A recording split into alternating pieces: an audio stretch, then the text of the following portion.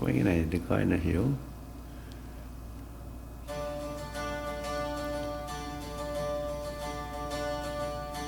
The stone fort at Pipe Spring stands as a reminder of the years between 1850 and 1900. People of the Kaibab Band of Paiute Indians, members of the Church of Jesus Christ of Latter-day Saints, known as Mormons, and the United States government encountered one another in this place. They wrestled with their differences and left a story of lasting importance.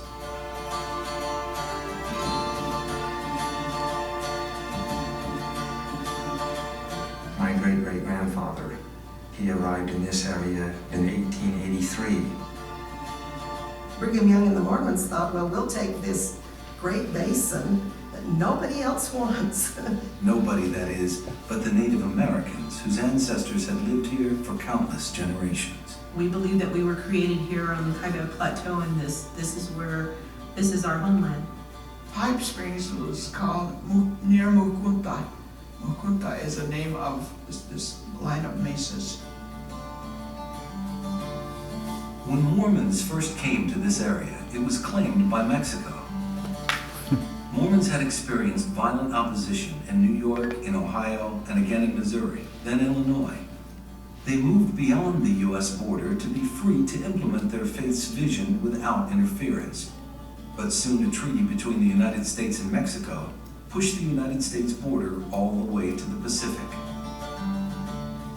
What would U.S. sovereignty mean to this growing Mormon settlement and to the native people? Kaibab Paiutes lived in the region around Pipe Spring, and their homeland extended all the way to the Grand Canyon. Utes and Navajos passed through the area, sometimes raiding Kaibab Paiutes. During these decades, America embraced manifest destiny, believing in its right to spread constitutional democracy across North America.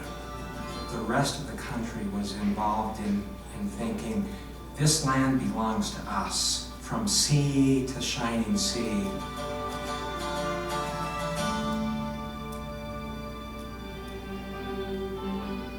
Most Mormons were Americans, but their sense of destiny was different.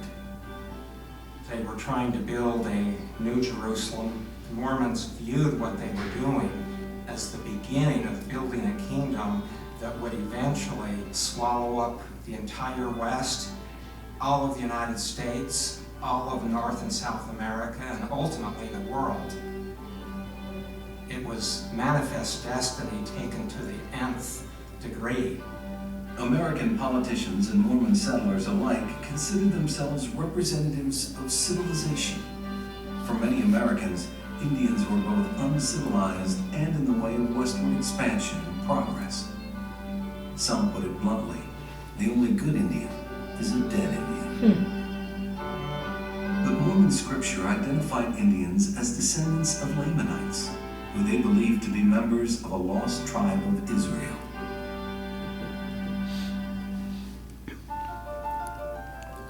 One of the first representatives of the United States government in this region was John Wesley Powell.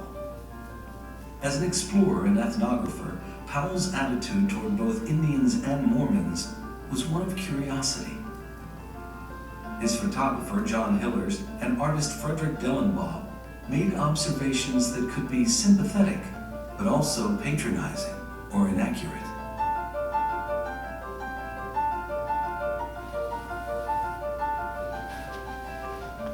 Powell came and took pictures of the Indians, dressed them up the way he thought Indians should look like.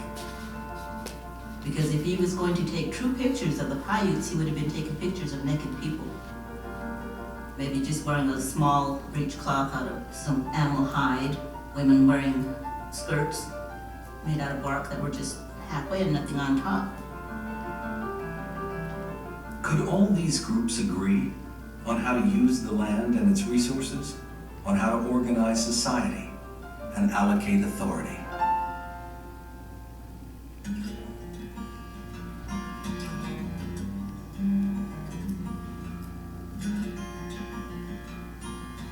The U.S. Constitution guarantees free expression of religion. At Pipe Spring in the mid-19th century, Mormons and Kaibab Paiutes had different but deeply rooted spiritual practices. A typical morning, waking up in the morning, you had elders standing outside, facing the horizon to the east, looking for the signs or the stars. When it's time to plant, it's time to harvest, by looking at the constellations. This is the way you're going to live today. This is what you're going to do. For Kaibab Paiutes and Mormons, their leaders carried both sacred and secular authority. The Latter-day Saint kingdom, well, it was really that, a kingdom, governmentally, economically, religiously, everything was intertwined. No separation of church and state.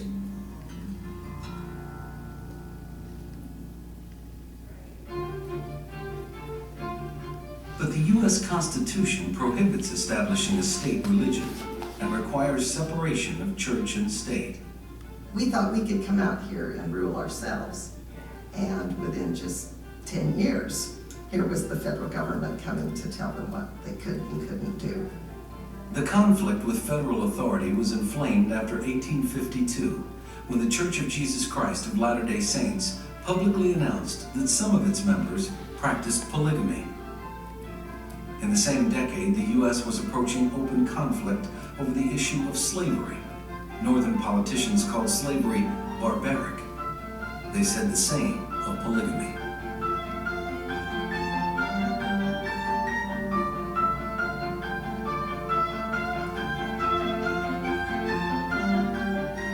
In 1857, President James Buchanan sent 2,500 federal troops to impose U.S. authority on the Mormon Rebellion.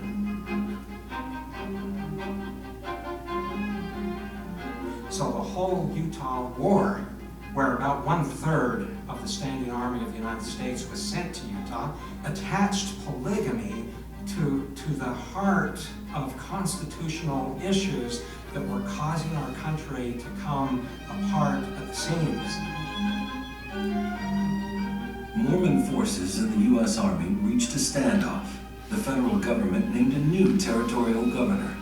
But Mormon settlers continued to accept Brigham Young as both prophet and governmental leader. Brigham Young continued to send settlers out to the frontier. He sent James Whitmore and his wife to settle at St. George. Whitmore took title to the land at Pipe Spring. The new ranch was at the center of a growing conflict between the Navajos and settlers. On the Arizona Strip, Navajos raided Mormon settlers' livestock. They were desperate after being driven from their homeland by the United States Army. In 1865, after what was almost certainly a Navajo raid, Whitmore and his ranch hand were killed as they tried to recover missing livestock. A search party found their bodies and found a group of Kaibab Paiutes. They find the circumstantial evidence on them. Dead man's clothing, dead man's gun, sheep meat, sheepskin. The emotion just got out of hand and started firing. They killed all the Paiute people. One man in the search party, Edwin D. Woolley, later ranch manager at Pipe Spring, didn't join the killing. He wrote, "I never was so ashamed in all my life. The whole thing was so unnecessary."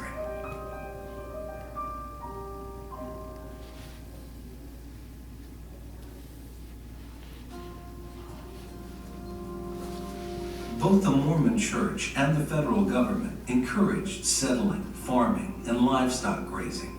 And that meant both developing and owning the land and its resources, including water. Kaibab Paiutes thought of the land and water in a different way. Paiutes had like stewardship of the springs.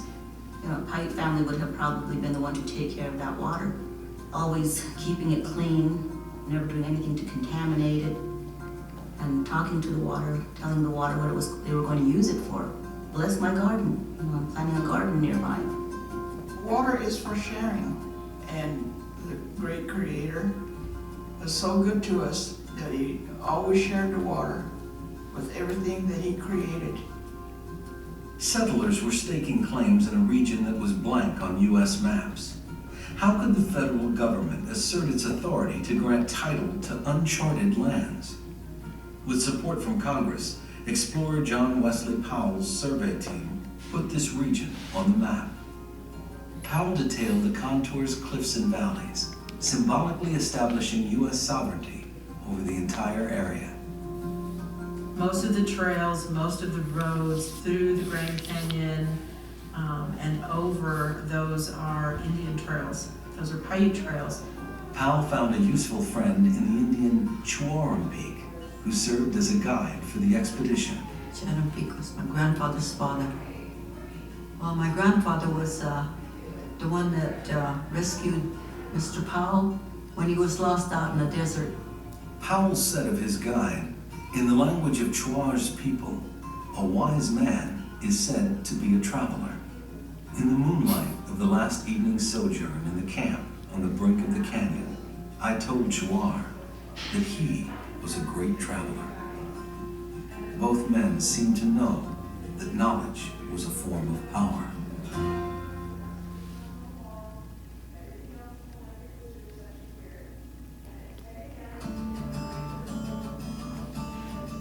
Here at Pipe Spring, the United States, the Church of Jesus Christ of Latter-day Saints, and the Kaibab Paiute challenged each other's cultural identity. The Paiutes had small gardens, but also moved over thousands of acres, hunting game animals and gathering native plant foods. The new settlers lived differently. They occupied sites with water sources and diverted the water for themselves. Their livestock ate and trampled plants the Paiutes depended upon for seeds that were part of their diet. We were an agrarian culture. They had to have the farms. Could a farming and cattle-raising society live side by side on the same land with a hunting and gathering society? But in the beginning, it's the clashing of culture, a clashing of religion, of lifestyle. In their day, they didn't view these Indians as having a civilization. Early Mormons came, saw the Paiutes, said they were diggers, noticed that they didn't have the same exact standards of cleanliness and what they chose to eat, and many Mormons spoke of their habits pejoratively. Misunderstandings were frequent. But what they did understand is if you let this white man dunk you into that water, he's going to give you a bunch of things. He's going to give you a new shirt, maybe a new hat, some flour, some coffee, that kind of thing. They understood that, if you allowed him to do that. The Mormons' primary missionary to the Indians of southern Utah and northern Arizona was Jacob Hamlin, and he was active in this area. Apparently he had learned the language, and so he could speak to the Indians and, try to tell them about his religion. But you know what? The Indians had no concept of what this man was talking about. They had their own belief system, their own religion. And he came with a totally foreign idea to these people. Many Mormon missionaries to the Indians became frustrated and embittered because they couldn't convert Indians in the way they thought they ought to be able to. But Jacob Hamlin began early to see things from the Indians' point of view. Surveyor John Wesley Powell employed both the Paiute, Chuarum-Peak, and the Mormon missionary Jacob Hamlin for their knowledge of the region and its people. Their collaboration suggests that cooperation and mutual understanding were possible between individuals, but finding common purpose between whole cultures was harder.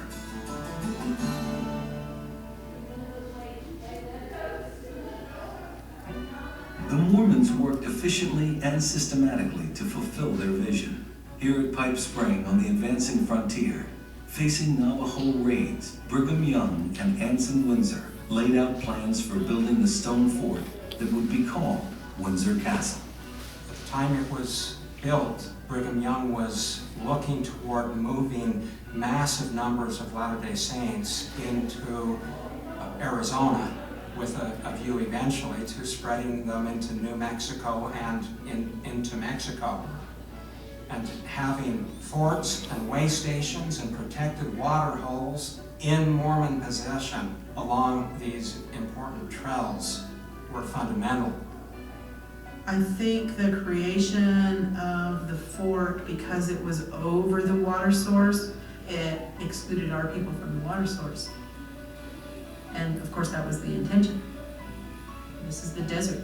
They were trying to hold the water, have the water for themselves and have the water for their livestock.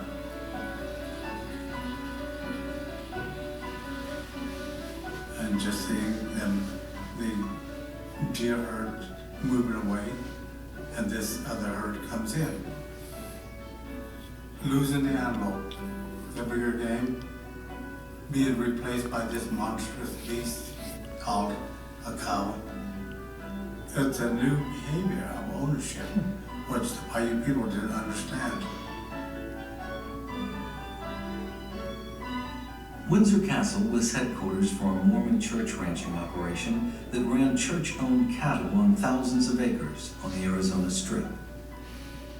Here at headquarters, range cows provided milk that women in the fort turned into butter and cheese. Food from Pipe Spring supplied the crew building the Mormon temple at St. George. Brigham Young and his successors named the managers of this tithing ranch. Pipe Spring was typical of the system of church-owned enterprises in the Mormon system of settlement and economic development. Perhaps it would be possible for different spiritual understandings to coexist, but such different uses of land could not be reconciled.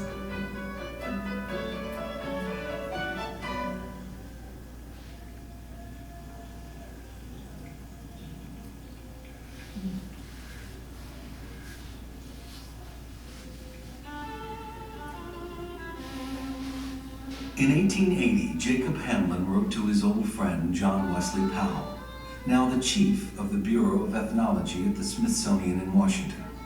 He said, "The Kanab or Kaibab Indians are in very destitute circumstances.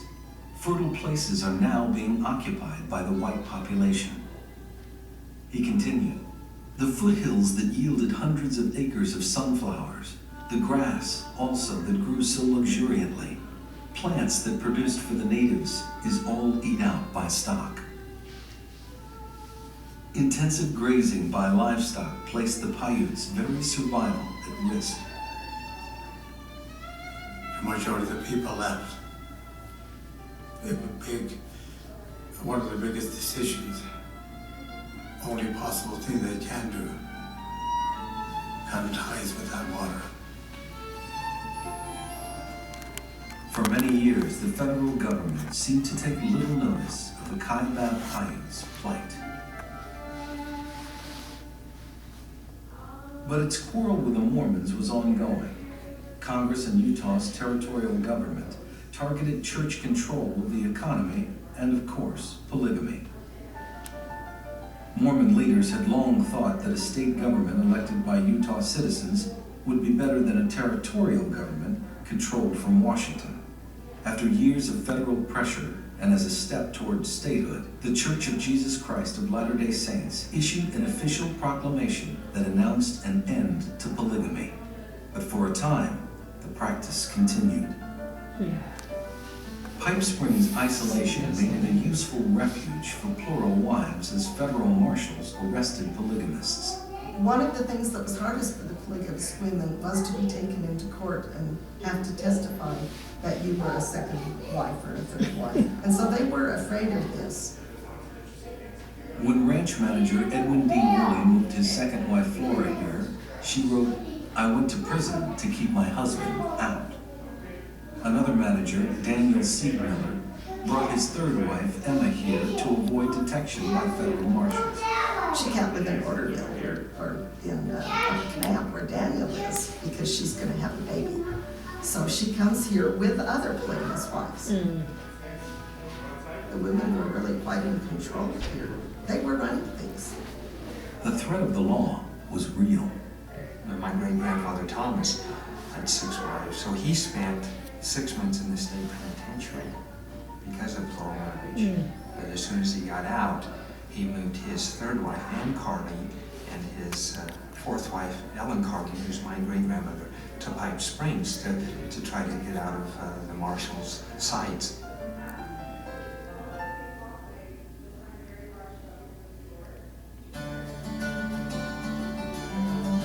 Plural marriages didn't disappear overnight, but the Latter-day Saints Church did get out of its role of running the economy. It sold off businesses like Pipe Spring. The Mormon Tithing Ranch became a privately owned cattle ranch. By 1896, Utah's Mormons had relinquished church involvement in government and commerce and their religious doctrine concerning plural marriage. In exchange, they achieved Utah's admission as the 45th state. In 1907, the federal government established a reservation for the Kaibab Paiute, recognizing in perpetuity the tribe's right to 188 square miles of their ancestral homeland. When National Park Director Stephen Mather visited Pipe Spring in the 1920s, he took a keen interest in its history. Pipe Spring was proclaimed a national monument in 1923. Rights to Pipe Spring's water were divided evenly between the 3 groups that first met here in the mid-19th century: Kaibab Paiutes, Mormon cattlemen, and the federal government. Today, Pipe Spring National Monument tells the story of vastly different cultures encountering one another on the high desert.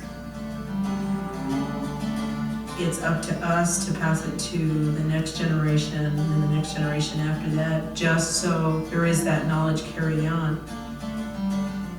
Pipe Spring and the fort there stands as a monument